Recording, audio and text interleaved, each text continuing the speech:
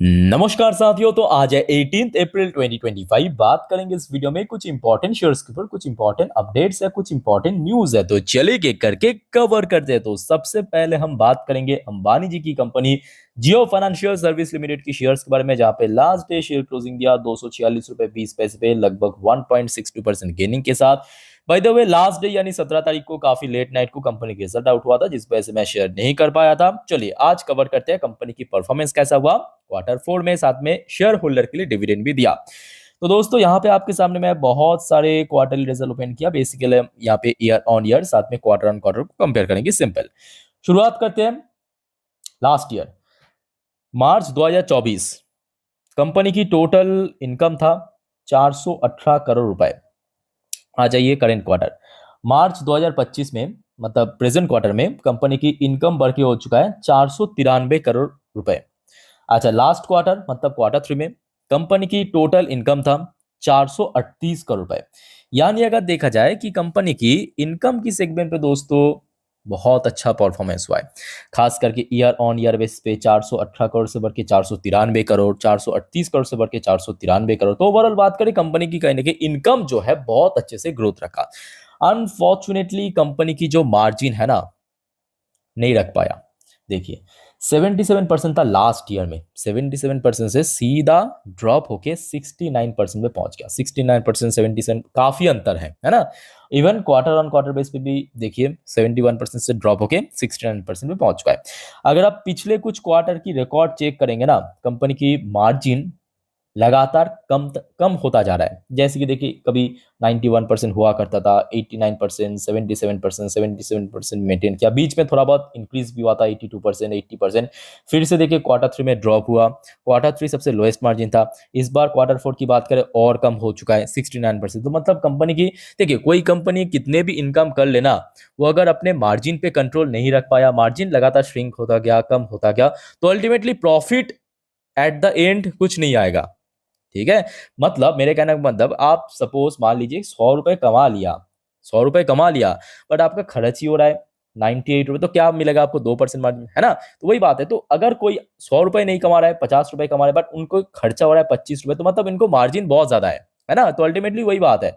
और जिसके कारण, क्योंकि कंपनी की मार्जिन इतना फॉल कर गया, तो आप देख सकते हो कि नेट प्रॉफिट में कोई बहुत बड़ा हमें ग्रोथ देखने को नहीं मिला, जितना इनकम में देखने को मिला था। ठीक है, ऑलमोस्ट फ्लैट आप बोल सकते हो, बहुत ज्यादा कोई ग्रोथ नहीं है, वही 1-1.5% के आसपास। इनकम जितना बढ़िया था, उतना बढ़िया दोस्तों में नेट प्रॉफिट देखने को नहीं मिला, just because margin. Okay, 311 crore से बढ़ के देखिए 316 करोड़ हुआ, बट आप समझ सकते हो कि वही 1.5% के आसपास इंक्रीज हुआ।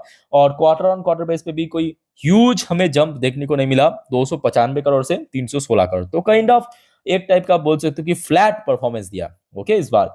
अच्छा, उसके साथ साथ कंपनी अपने शेयर होल्डर के लिए 50 पैसे, क्या करेंगे इस 50 पैसे की, मैं सोच रहा हूँ एफडी करा दूं। एनीवे 50 पैसे प्रति शेयर के हिसाब से डिविडेंड डिक्लेयर किया है अपने शेयर होल्डर के लिए। चलो अच्छी बात है, कुछ तो दिया, एटलीस्ट कुछ तो दिया। तो अब देखना ये होगा कि नेक्स्ट डे, एक तो देखिए बाजार की सेंटिमेंट, सेक्टर वाइज सेंटिमेंट, और मोस्ट इंपॉर्टेंटली ब्रोकरेज द्वारा जो टारगेट एंड रेटिंग आएगा, उसके ऊपर भी बहुत कुछ वैरी करेगा। अगर हम नॉर्मली शेयर प्राइस मूवमेंट की बात करें, देखिए 1 मंथ की पीक में पहुंच चुका है। 6 महीने की अगर हम बात करें, शेयर एक्चुअली बहुत ज्यादा ड्रॉप हो गया था। इसके पहले जहाँ पे 350 के ऊपर चल रहा था, गिरते गिरते देखिए 200 के रेंज में पहुंच गया था, है ना, सपोर्ट मिला, फिर ऊपर चलने लगा। तो कहीं ना कहीं देखा जाए 250 के आसपास, देखिए फरवरी के महीने पे 250 के आसपास क्या रेजिस्टेंस मिला था। तो ऊपर की तरफ बात करें, 250 के आसपास एक स्ट्रॉन्ग रेजिस्टेंस है। इसको अगर ब्रेकआउट दे पाया, रिक्लेम कर, तो कोई फर्दर अपसाइड मूवमेंट हो सकता है। ओके, अच्छा आगे बढ़ते हैं दोस्तों। एक स्मॉल कैप कंपनी जिसका नाम है उजास एनर्जी लिमिटेड। उजास एनर्जी की शेयर जो है लास्ट डे क्लोजिंग दिया था 5% अपर सर्किट लगते हुए। उसके पीछे मेन कारण क्या है, जैसे कि मैं इस वीडियो की टाइटल में मैं मेंशन किया हूं कि कल यानी 19 तारीख को दोस्तों बोनस देगा। ध्यान से देखना, 19 अप्रैल 2025 को कंपनी के एक बोर्ड ऑफ डायरेक्टर की मीटिंग रखा गया। इस मीटिंग की पर्पस ये है बोनस। ठीक है, तो अल्टीमेटली कितने रेशियो में बोनस मिलेगा, 1:1, 1:2 या 3:1 पे। तो जो भी होगा दोस्तों, कल मैं आपको जरूर अपडेट दे दूंगा इस कंपनी की। बोर्ड ऑफ डायरेक्टर की मीटिंग, जो भी आउट होगा, ठीक है। बट हाँ, काफी छोटे कंपनी है, 4,000 4,500 करोड़ की कंपनी, और वेरी वेरी रिस्की, आप देख सकते हो जब भी इसमें चलता है अपर सर्किट लोअर सर्किट, यही चीज हमें देखने को। बट हाँ, लास्ट एक साल में ऑलमोस्ट 1800% को रिटर्न भी दिया है, तो बहुत ही रिस्की कंपनी, आप समझ सकते हो, ठीक है। तो थोड़ा सा सोच बूझ के। ओके, आगे बढ़ते हैं। नेक्स्ट इंपॉर्टेंट कंपनी, निफ्टी 50 की king, HDFC bank. By the way दोस्तों, थोड़ा सा मैं आपको बता देता हूं कि कल यानी 19 तारीख को, एक बार मैं आपको लिख के देता हूं तो वो सही रहेगा। कल 19 तारीख सैटरडे, कल भारत की दो टॉप बैंक्स की रिजल्ट आउट होगा। एक HDFC, दूसरा ICICI, याद रखना, ठीक है। और तीसरा, ये निफ्टी की पार्ट नहीं है, बट येस बैंक का भी कल रिजल्ट आउट होगा। तो ये तीनों बैंक की रिजल्ट देखिए, कल जब भी आउट होगा जरूर मैं आपको शेयर कर दूंगा वीडियो के थ्रू। आप सभी को रिक्वेस्ट करूंगा चैनल को सब्सक्राइब करके जरूर रखना, ठीक है। चैनल के साथ जुड़े रहना, कभी भी आउट हो सकता है, जब भी आउट होगा मिल जाएगा। अब क्या होता है कि कोई बड़े बैंक्स, बड़े कंपनी रिजल्ट आउट करने से पहले ना ब्रोकरेज की तरफ से एक प्रीव्यू आता है कि हाँ इस टाइप की परफॉर्मेंस हो सकता है बैंक्स द्वारा। तो कल तो ऑलरेडी मैं मतलब लास्ट डे सेम टाइम की वीडियो में ICICI वाला अपडेट दे चुका हूं कि ICICI बैंक की परफॉर्मेंस कैसा हो सकता है, उसका प्रीव्यू। आज हम बात करेंगे HDFC बैंक की प्रीव्यू। देखिए Q4 की प्रीव्यू, पैट मतलब प्रॉफिट आफ्टर टैक्स में jump 7% year on year basis पे, नेट इंटरेस्ट इनकम ऑलमोस्ट 9% के आसपास जंप कर सकता है। ये ब्रोकरेज की तरफ से प्रीव्यू आया।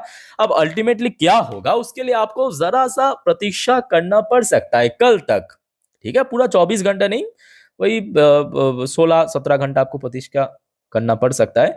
तो यहाँ पे जो एस्टिमेट आया है प्रॉफिट के अंदर ब्रोकरेज के हिसाब से 2.5 से 7% के आसपास ग्रोथ, मतलब एक रेंज मेंशन किया, कोई पर्टिकुलर परसेंटेज मेंशन नहीं किया, एक रेंज मेंशन किया कि 2.5 से 7% के भीतर प्रॉफिट ग्रोथ हो सकता है। प्रॉफिट की भी यहाँ पे एक अमाउंट वाइज रेंज मेंशन किया, ऑलमोस्ट 16,918 करोड़ से लेके 17,650 करोड़ के आसपास जो एस्टिमेट आया है नेट प्रॉफिट की रेंज। ओके, तो अल्टीमेटली क्या होगा कल मालूम पड़ेगा। बाकी देखिए कोई बैंक्स की जो मेन कमाई होता है नेट इंटरेस्ट इनकम यानी ब्याज की कमाई, तो NII के अंदर ऑलमोस्ट 5.5 से 9% की ग्रोथ हो सकता है। अप्रोक्सीमेटली 30,669 करोड़ से लेके 31,640 करोड़ के भीतर कंपनी की नेट इंटरेस्ट इनकम हो सकता है, ठीक है। यहाँ पे बहुत सारे ब्रोकर्स ने एक्चुअली कवर किया है, जैसे कि आपके इलारा कैपिटल, मोतीलाल ओसवाल, नुभामा हो गया, IFL कैपिटल हो गया, ऐसे बहुत सारे ब्रोकर्स ने अपना अपना ओपिनियन शेयर किया, ठीक है। तो कल के लिए दोस्तों वेट करना, अपडेट मैं आपको दे दूंगा। और बाकी बात करें, एक और बड़ी अपडेट ये है, देखिए आज तो वैसे इंडियन मार्केट भी क्लोज था गुड फ्राइडे की वजह से, इवन US मार्केट भी क्लोज है, ठीक है। तो कल रात को, बृहस्पतिवार रात को US मार्केट में जब क्लोजिंग हुआ, HDFC बैंक की एडीआर वर्जन भाई साहब 4% ऊपर पहुंच गया, 4%, जस्ट इमेजिन 4%। अब पीछे दोस्तों ICICI बैंक भी नहीं है, ICICI बैंक की एडीआर वर्जन भी लगभग 4% ऊपर आके क्लोजिंग गया 3.99%। और जस्ट मतलब इमेजिन कीजिए अगर रिजल्ट दोस्तों सच में मार्केट की फेवर में गया ना सोमवार, तो और किसी को नहीं चाहिए भाई, HDFC ICICI दोनों जुड़े भाई, अकेले काम चल। लास्ट डे क्या हुआ देखिए ना, निफ्टी 50 में गेनिंग क्यों हुआ, इसी बड़े बैंक्स के कारण, क्योंकि इसका वेटेज इतना ज्यादा है। ICICI बैंक को आप देखिए ऑलमोस्ट 8.5% की वेटेज लेके बैठा है। अब HDFC को देखिए 13% के ऊपर वेटेज लेके बैठ रहा है, ठीक है। मतलब दोनों मिला के 20% कवर अप बस। तो कहीं ना कहीं बहुत, मैं कहूंगा ये इंपॉर्टेंट शेयर्स है मार्केट के लिए। ओके, तो इसकी रिजल्ट बहुत कुछ डिफाइन करेगा कि मार्केट की सेंटीमेंट नेक्स्ट डे किस तरह होगा, ठीक है। तो इसको वेट करना, मैं आपको अपडेट दे दूंगा कल जैसे ही अपडेट आएगा। ओके, आगे बढ़ते हैं। एक और इंपॉर्टेंट निफ्टी 50 की share ITC limited. ITC limited की शेयर लास्ट डे क्लोजिंग किया 0.60% पॉजिटिव में। बाय द वे जो इंपॉर्टेंट अपडेट है ये आज का एकदम latest update, ITC to acquire 24 Mantra. अच्छा, 24 मंत्रा ऑर्गेनिक, ये एक छोटा सा मतलब बोल सकते हो कि FMC सेक्टर की एक छोटे से कंपनी, ठीक है, जो इसको एक्वायर कर लिया, इसको खरीद लिया है। टोटल 472 करोड़ रुपए के थ्रू ये डील हुआ है। और कंपनी क्या करके देखिए ऑर्गेनिक फूड बिजनेस को और ज्यादा बूस्ट अप करने के, बेसिकली इनका जो टारगेट है FMC सेक्टर में और ज्यादा व्यापार को बढ़ाने के लिए, सीधी सी बात, ठीक है। क्योंकि FMC सेक्टर की कंपनी है, छोटे कंपनी बट FMC सेक्टर की कंपनी है। तो ITC लिमिटेड ने यहाँ पे एक्विजिशन किया है, तो मोस्ट प्रोबेबली कंपनी की बिजनेस को और ज्यादा बूस्ट मिल सकता है। और नेक्स्ट डे देखिए बाजार की सेंटिमेंट, आशा रखता हूँ कि अगर सब कुछ ठीक ठाक रहा तो शेयर में भी एक अच्छा खासा जंप हो सकता है। वो लास्ट डे कारोबार भी अच्छा था, 2 करोड़ 24 लाख की टोटल शेयर ट्रेड हुआ, और अनबिलीवेबल डिलीवरेबल रेट 74.18% के आसपास देखने को मिला। बाकी देखिए शेयर प्राइस मूवमेंट की अगर हम बात करें लास्ट 6 महीने पे, ऑब्वियसली बाजार में गिरावट होने के साथ साथ ITC की शेयर भी काफी हद तक ड्रॉप हुआ है, जहां पे बीच में 500 की रेंज में पहुंच गया था। इवन उसके पहले तो हमने देखा उसके भी ऊपर, ये देखिए शेयर पहुंच गया था 500 के ऊपर, है ना, तो काफी नीचे तक पहुंच गया था। तो कहीं ना कहीं 400 के आसपास एक सपोर्ट है और 450 के आसपास एक हर्डल भी मिल सकता है। ओके, अच्छा, आगे बढ़ते हैं दोस्तों नेक्स्ट इंपॉर्टेंट टॉपिक पे, पर उसके पहले आप सभी को एक छोटा सा रिक्वेस्ट करूंगा, अगर आपने अभी तक इस चैनल को सब्सक्राइब नहीं किया ना, प्लीज फटाफट कर लीजिए, एकदम ही फ्री ऑफ कॉस्ट है। और पास में नोटिफिकेशन बेल आइकन को मिस मत करना दबाना, ताकि जब भी मैं वीडियो अपलोड करूं तुरंत आप तक पहुंच सके। उसके साथ साथ दोस्तों हमारे main channel stock market India, इसको भी सब्सक्राइब करके रखिए। यहाँ पे मैं हर रोज रात की 10:30 वाली वीडियो आता था ना, याद है ना, हमारे यहाँ पे बहुत इंपॉर्टेंट सेगमेंट 10:30 वाली वीडियो इसी चैनल पे अपलोड कर रहा हूँ, ठीक है। इसका लिंक आपको नीचे डिस्क्रिप्शन बॉक्स में मिल जाएगा। साथ में आप लोग अगर इंस्टाग्राम वगैरह में हो तो मुझे फॉलो भी कर सकते हो, उसका भी लिंक नीचे मिल जाएगा, ठीक है, मेरे इंस्टाग्राम आईडी के। ओके, आगे बढ़ते हैं। बेल भारत इलेक्ट्रॉनिक्स लिमिटेड, क्या बात है, बहुत शानदार बहुत शानदार। देखिए 5 दिन पे शेयर एक्चुअली बहुत ऊपर आ चुका है। देखिए 5 दिन पे 5-6% मूवमेंट, और सबसे बड़ी बात यह है कि शेयर में बीच में जब बाजार में गिरावट हुआ, बहुत ज्यादा गिरावट नहीं हुआ, और सबसे बड़ी बात, जितना जल्दी गिरा तो उतना जल्दी, उससे ज्यादा जल्दी आ भी गया ऊपर उसी लेवल पे, ठीक है। तो बात ऐसा है, एसबीआई सिक्योरिटीज ने कहा कि देखिए बेल की शेयर को ना यहाँ पे नहीं होना चाहिए, तो कहाँ पे होना चाहिए। तो एसबीआई सिक्योरिटीज ने जवाब में कहा कि इनको लगता है 337 रुपए में होना चाहिए। प्रेजेंट सिनेरियो पर बेस करके आप समझ सकते हो आज की डेट में भारत के आस पड़ोस पे इतना चैलेंज है, खास करके बॉर्डर से रिलेटेड, है ना, बांग्लादेश, पाकिस्तान, चाइना, तो कहीं ना कहीं डिफेंस में तो डिमांड बढ़ता जा रहा है।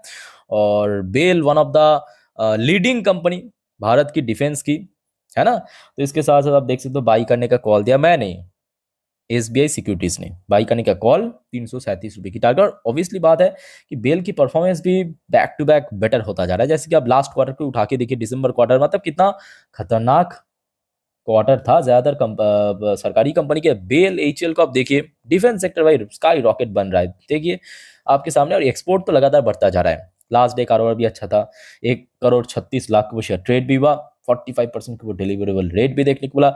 एक बार अगर शेयर निकल गया ना इस रेंज के ऊपर, मतलब 300 की रेंज के ऊपर, जहां पे ऑलमोस्ट लास्ट काफी महीनों हो चुका है 300 के ऊपर नहीं पहुंचे, मतलब जा भी रहा है तो वही वापिस आ रहा है ना।